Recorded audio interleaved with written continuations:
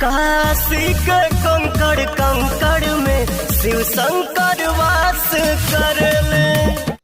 तो जय हिंद दोस्तों, पावर स्टार पवन सिंह जी का गाना आ चुका है भैया। काशी में शिव शंकर 10 घंटा में ही रिकॉर्ड बना दिया भैया। मैं पिछला वीडियो में ही बता दिया था कि ये गाना आते ही रिकॉर्ड बनाएगा, सबका रिकॉर्ड तोड़ेगा। और फाइनली जिस चीज का डर था वही हुआ, विरोधी को जिस चीज का डर था दोस्तों वही हुआ। फाइनली 10 घंटा में 13 लाख से ज्यादा व्यूज क्रॉस कर लिया है दोस्तों। और 5 नंबर में मेन सेक्शन में गाना ट्रेंड कर रहा है दोस्तों।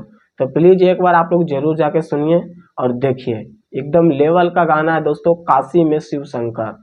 हरे काल में उसका क्या बिगाड़ेगा, जो भक्त है महाकाल का। और इतना हाई क्वालिटी का वीडियो है दोस्तों, और इसमें इतना तगड़ा कहानी है कि मैं बता नहीं सकता हूँ दोस्तों। एकदम लेवल का गाना है और सच में भोजपुरी का सबसे बड़ा सॉन्ग होने वाला है दोस्तों, शायद मुझे लगता है।